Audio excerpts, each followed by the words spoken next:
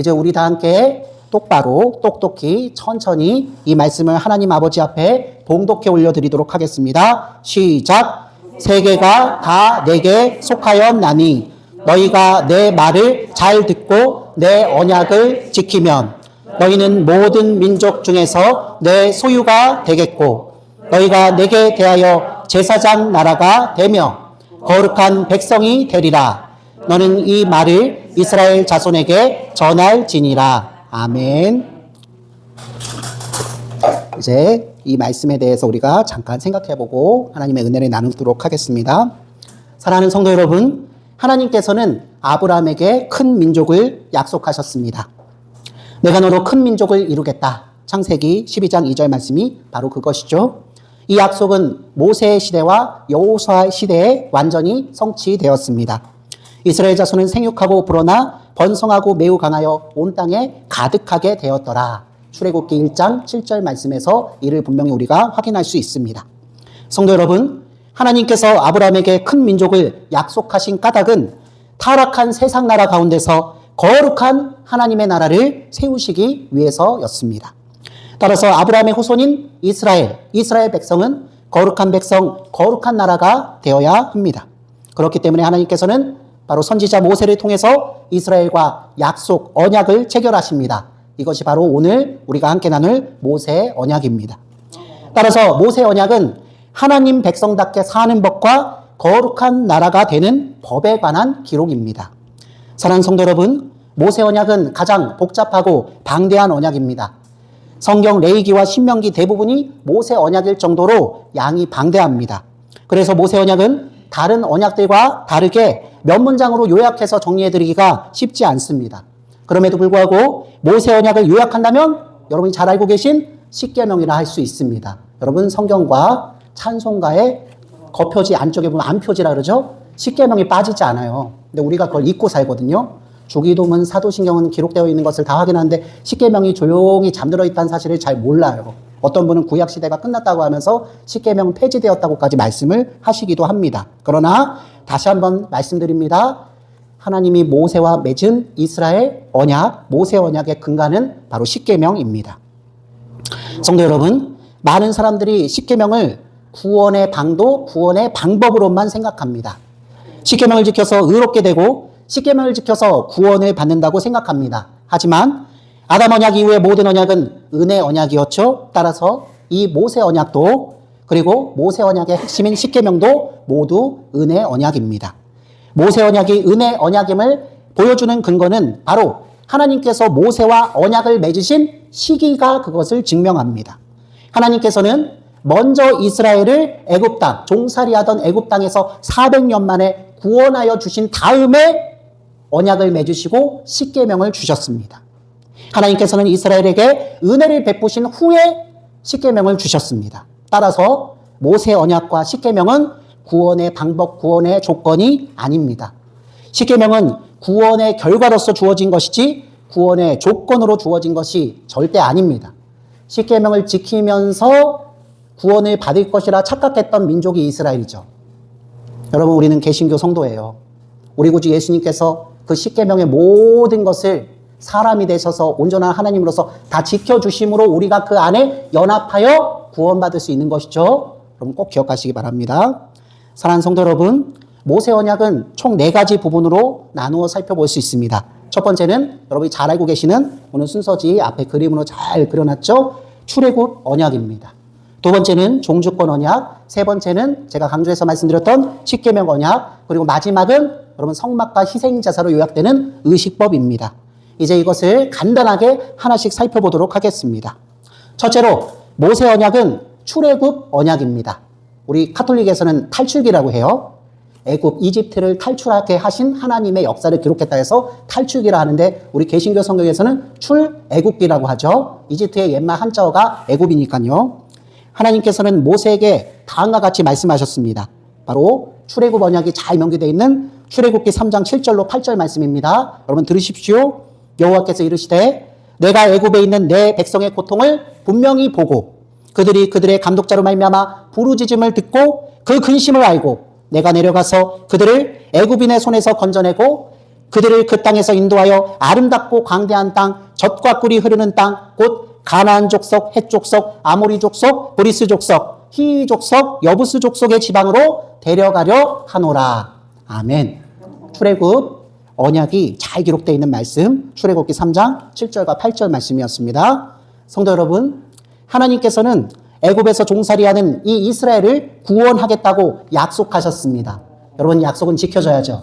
약속이 지켜지지 않으면 백지수표죠. 하나님께서는 이스라엘을 가나안 땅으로 인도하시겠다고 약속하셨습니다.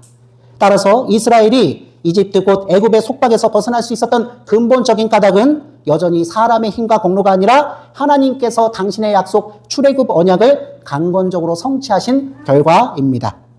모세 언약에 있어서 이 출애굽이 가장 먼저란 것은 우리 신앙생활에 있어서 의미심장합니다. 하나님께서는 십계명을 근거로 이스라엘을 구원한 것이 아니십니다. 구원하신 다음에 오히려 역설적으로 구원받은 하나님의 나라, 하나님의 백성들은 어떻게 살아야 하는가 법으로서 십계명을 주신 것이죠. 따라서 출애굽은 전적으로 하나님의 은혜인 것을 잊지 마십시오. 그렇다면 여러분, 하나님께서 이스라엘을 애굽에서 구원하신 까닭은 무엇 때문일까요? 그것은 바로 이스라엘과 종주권 언약을 맺기 위해서입니다. 종주권 언약은 다음과 같습니다. 출애굽기 19장 5절과 6절 말씀, 오늘 우리가 함께 읽었던 본문 말씀이죠. 세계가 다 내게 속하였나니 너희가 내 말을 잘 듣고 내 언약을 지키면 너희는 모든 민족 중에서 내 소유가 되겠고 너희가 내게 대하여 제사장 나라가 되며 거룩한 백성이 되리라. 너는 이 말을 이스라엘 자손에게 전할지니라. 간단하게 요약하면 하나님은 왕이시오 주인이시오, 이스라엘은 당신의 자녀와 백성이 된다는 계약이죠. 성도 여러분, 이상의 말씀은 종과 주인이 맺는 종주권 언약의 형식을 취하고 있습니다. 종주권 언약이란 왕과 백성 사이에 맺는 언약을 말합니다. 종주권 언약을 통해서 왕은 백성들을 사랑으로 다스리고 백성들은 왕에게 사랑으로 순복하고 순종합니다. 사랑하는 성도 여러분, 하나님께서는 종주권 언약을 통해서 이스라엘을 먼저 자기 소유로 삼으셨습니다. 5절 말씀에 분명히 적혀 있죠. 세계가 다 내게 속하였으니 너희가 내 말을 잘 듣고 내 언약을 잘 지키면 너희는 모든 민족 중에서 내 소유가 되고. 첫 번째입니다. 이것은 이스라엘을 통해서 하나님 나라를 세워주실 것을 의미합니다. 하나님께서는 이스라엘을 두 번째로 제사장 나라로 삼으셨습니다. 이것은 이스라엘을 통해서 제사장은 저와 같은 목사죠.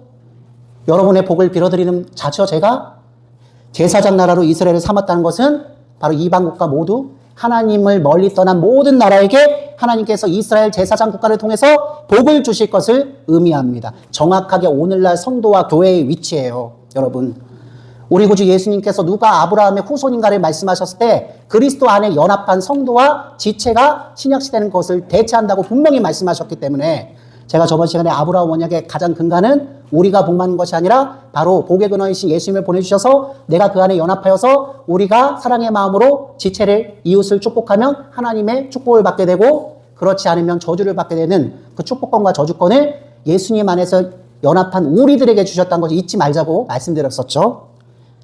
이 말씀을 계속 이어나가도록 하겠습니다. 여러분, 종주권 언약의 첫 번째는 하나님의 소유가 되고 두 번째는 제사장 나라가 되게 하신 것이죠. 그러면 마지막은 무엇이겠습니까?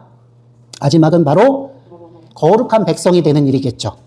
사랑하는 성도 여러분, 하나님께서는 이스라엘을 거룩한 백성으로 삼으셨습니다. 이것이 이스라엘이 세상과 구별된 거룩한 삶을 살아야 하는 의미입니다. 우리 성도들도 마찬가지입니다. 이전에 내가 좋아하고 즐겨했던 것, 별 지장이 없다고 생각해서 시간을 많이 투자한 것에서 우리는 예수 그리스도 산 생명을 받았기 때문에 그 아름다운 마음의 동기가 급격하게 변해서 이전에 즐기던 것에서 벗어날 수 있게 돼요. 이제 나만의 유익만을 추구하는 자가 아니라 이웃과 지체들을 위해서 하나님께서 하시는 선한 도구가 되고자 하는 마음이 굴뚝같이 생긴다는 말씀이죠. 우리 직업의 터전뿐만 아니라 여러분 삶의 모든 곳에서부터 그 신실한 마음이 우선순위가 되어서 남들이 봤을 때는 희생하는 것이라 얘기해요. 그러나 우리는 그걸 사람의 의지로서 희생한 것이 아니라 예수 그리스도의 은덕과 은혜 가운데 우선순위가 변했기 때문에 아버지 앞에 자발적으로 아름답게 살아드린 것에 불과한 것이잖아요.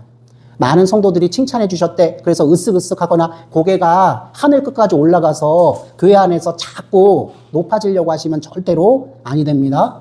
하나님께서 하나하나 다 보고 계세요. 우리는 주일학교 어린아이들한테는 그렇게 설교하고 그런 것이 옳다고 하면서 나 자신이 그것을 잊고 망각하며 행동할 때가 참 많은 것 같습니다. 사랑하는 성도 여러분, 이스라엘은 하나님께서 거룩한 백성으로 삼으셨습니다. 이것은 바로 이스라엘이 세상에 음행한 모든 환경 속에서도 구별되어 거룩하게 살아야 한다는 의미입니다. 그렇다면 이스라엘이 세상과 구별된 거룩한 삶을 사는 방법은 무엇일까요?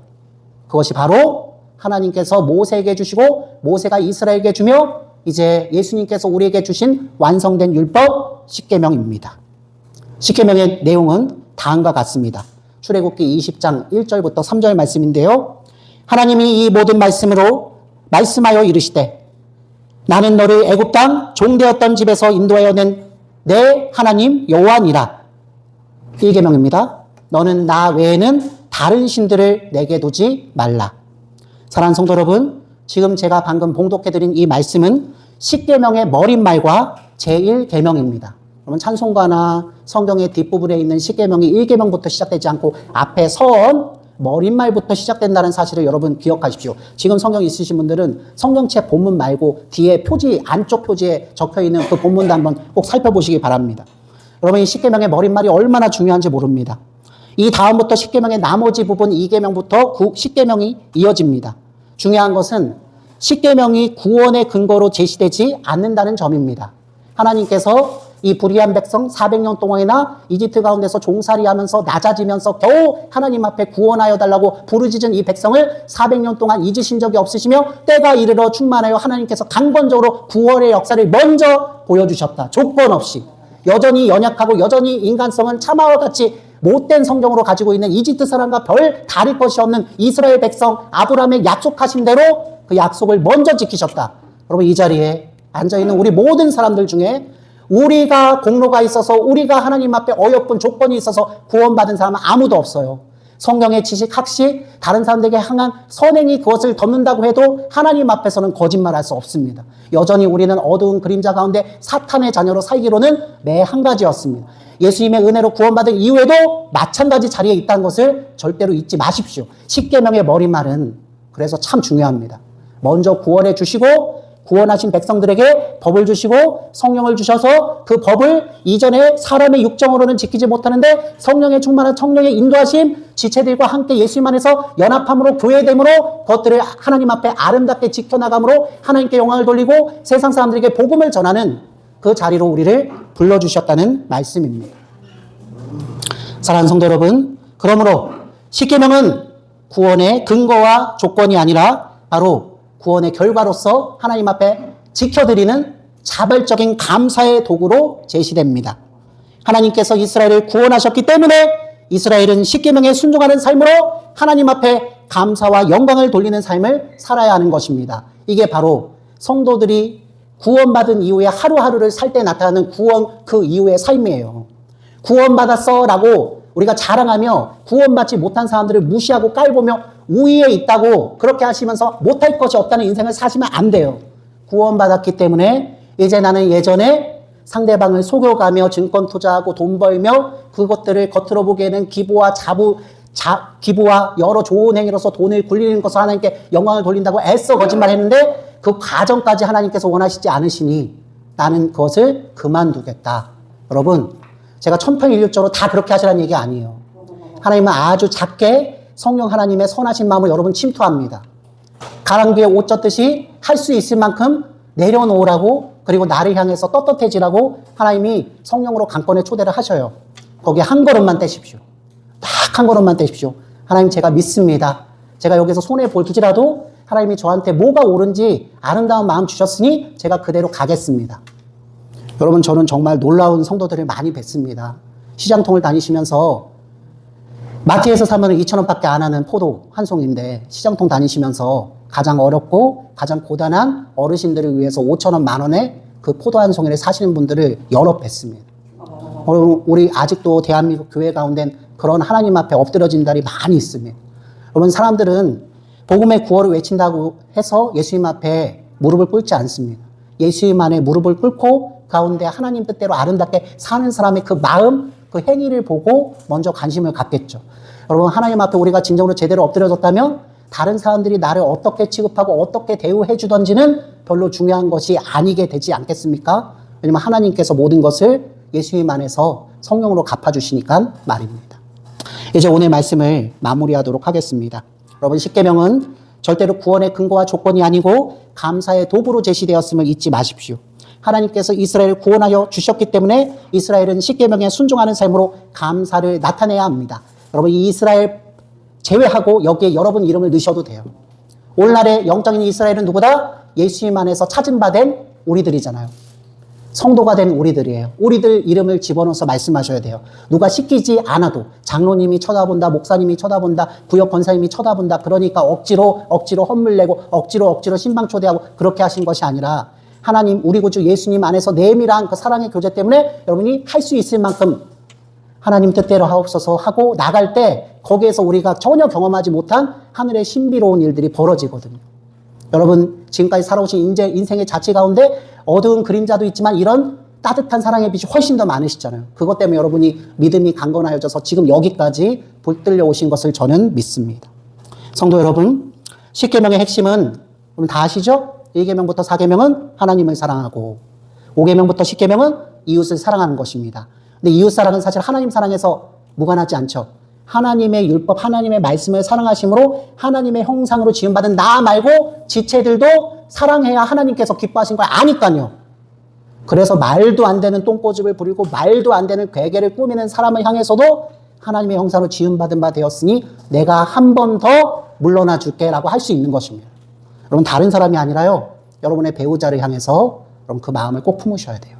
한 사람이라도 그렇게 하시면요, 나머지 반대쪽 배우자는 그 안에서 하나님의 사랑, 하나님의 빛을 반드시 보고 엎드려지게 되어 있습니다. 요즘 젊은이들처럼 5대5로 딱 갈라서 공평하게 평균적으로 해야지 된다. 여러분, 살아보셨잖아요. 내가 100이면 99를 섬겨줘야 겨우 고맙다고 하는 그 미련한 남편 보셨잖아요. 그 미련한 자녀들을 보셨잖아요. 여러분, 그 은혜와 은덕 가운데서 자녀들과 배우자가 자라나는 것처럼 우리는 하나님 은혜 가운데서 우리가 살아나는 것 아니겠습니까? 사랑하는 성도 여러분, 따라서 이스라엘은 하나님을 사랑하고 이웃을 사랑하는 나라가 되어야 했습니다. 그렇다면 여러분, 이스라엘이 하나님을 사랑하는 방법은 무엇일까요? 이 방법을 가르쳐 주시려고 여러분 많이 놓치시는데 바로 십계명 뒤에 여러분이 그렇게 성경을 읽어도 지겨웠던, 익히지 않았던 레위기, 신명기 그 부분, 의식법을 주셨습니다. 의식법의 근간은 두 가지예요. 하나 무엇? 하나님의 집 예배의 전인 성막, 그리고 또 하나 성막에서 행하는 우리 죄값을 온전히 치러서 하나님이 용서해 주신다고 해서 하라고 하신, 예수님이 온다고 하실 때까지 하라 하신 임시방편 무엇? 희생제사. 성막과 희생제사를 통해서 우리는 하나님을 어떻게 사랑하면서 성도들이 살아야 하는가를 알 수 있는 것입니다. 사랑하는 성도 여러분, 하나님께서는 십계명을 주신 다음에 추가적인 율법들을 주셨습니다. 이 율법들은 주로 제사의식, 오늘날은 제사는 폐지되었지만 예배의식으로 이어지죠. 예배의식과 관련되어 있기 때문에 그것을 예배법 또는 의식법이라고 부릅니다. 의식법은 그 자체로도 의미가 있지만 그 자체로도 은혜로워요. 거룩한 성전도 보기에 너무 좋고요. 그 가운데서 희생제물 타오르는 그 양의 향기로운 냄새도 하나님을 만족해하는 흠해하는 냄새도 우리 사람이 보고 맡아도 너무 좋아요. 그러나 그 핵심은, 그 진정한 역할은 바로 완전한 성전과 완전한 유일한 우리 죄값을 치르는 유일한 온전한 제물이신 예수 그리스도 그분을 예표하는 데 있습니다. 오늘 처음 들으신 분도 계실 거예요. 성막 또는 성전과 그곳에서 행하는 희생제사는 무엇에 예쁘다? 본체는 예수님이세요.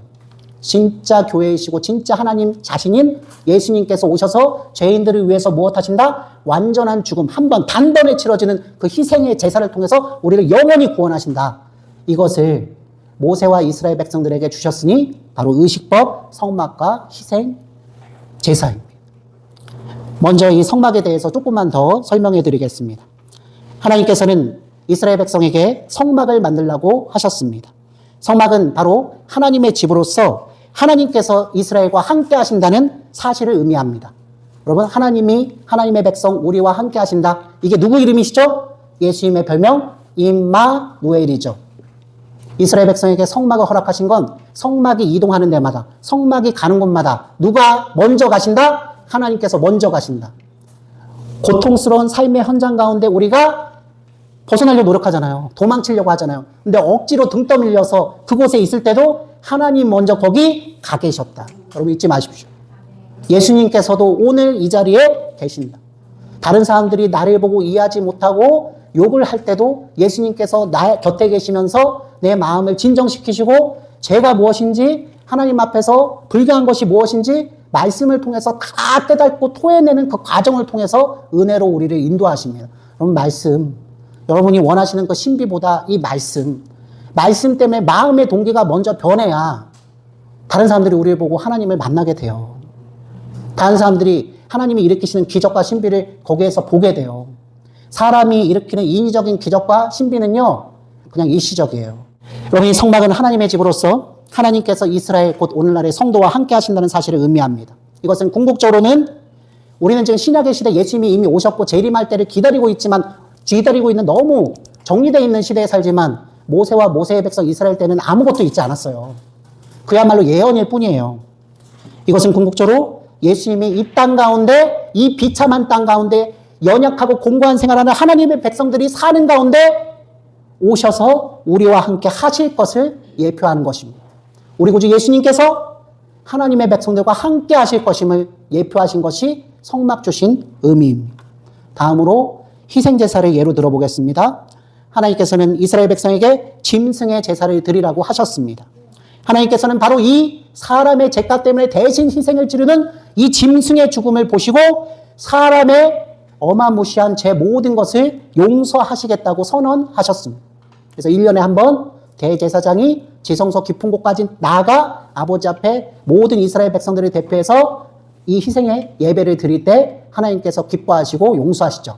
그러나 이것은 일시적이고 단회적이고 이것의 본체이신 완전한 희생제물이신 누구? 예수 그리스도께서 오실 때까지 우리는 겸손하게 바라며 기다려야 했던 것입니다. 이제 이 완전한 희생제사, 그 대속제물이신 예수님께서 오셔서 십자가 위에서 과거의 우리 믿음의 선진들과 그죠? 지금 우리 신앙생활하고 있는 성도들과 또 아직 태어나지 않았지만 하나님의 택정 가운데 있는 우리의 믿음의 자손들 모두를 예수님 안에서 구원하실 것입니다. 여러분 이게 인생의 근간이에요. 이 가운데 이미와 아직 사이로 우리가 살고 있기 때문에 우리가 사는 육체적인 시기가 너무 길잖아요. 돈도 필요하고요. 운동도 하셔야 되고요. 사업도 하셔야 되고요. 관계도 맺으셔야 되지만 그 근간이 이 바탕이란 것을 잊게 되면 우리는 마치 무엇? 브레이크 없는 자동차처럼 하나님께 우리의 인생의 방향틀을 맡기지 않고 우리가 그 자리에 하나님 대신해서 모든 것을 할 수 있고 모든 걸 내가 책임질 수 있다는 불법의 인생을 살며 사망의 어둠 속에 빠질 수밖에 없는 것입니다. 그럼 이것을 명심하십시오. 그래서 우리는 그 자치 가운데 사망의 어두운 그림자 가운데 사단이 나를 붙들어 하나님의 영광의 나라 가운데서 뛰어가는 것을 발견할 때마다 주님 앞에 엎드려져야 합니다. 늘 엎드려져야 합니다. 하나님 선 줄로 알았는데 제가 넘어졌습니다. 넘어진 것이 오히려 하나님 앞에 너무 다행입니다. 여러분 우리 환우복을 입고 계신 여러분들 여러 가지 병들이 여러분 인생을 망가뜨렸을 것입니다. 그러나 여러분 이 병이 아니었다면 하나님 앞에 여러분의 인생을 차근차근 들여다보고 아버지 앞에 회개해야 될 것이 있다는 사실을 끝내 발견하지 못하셨을 것입니다. 여러분 저는 연약한 사람에 불과하지만 성령 하나님께서는 우리 모두의 하나님이시기 때문에 우리의 이 대제하는 모든 것들을 예수님의 말씀하신 걸 생각하게 하시면서 오늘 용서하여 주십니다. 용서받는 자가 가장 복된 것입니다. 용서받은 자, 사함을 얻은 자가 되시기를 주님의 이름으로 축원합니다. 그리고 그 하나님께서 주시는 기쁨과 평강을 나만 가지지 않고 여러분이 사랑하는 배우자, 자녀들에게 그대로 유통하고 이전에는 누구만 사랑했죠? 나를 인정해주고 나를 사랑해주고 나를 괜찮다고 해주는 사람한테 유대적으로만 사랑했는데 이제 나를 믿다 하고 내가 아니라 하고 나를 거절하는 사람한테도 우리 하나님의 사랑을 유통하기를 주님의 이름으로 축원합니다. 이것이 나의 간증이요 이것이 나의 찬송이세 나 사는 동안 끊임없이 구주를 찬송하리로다.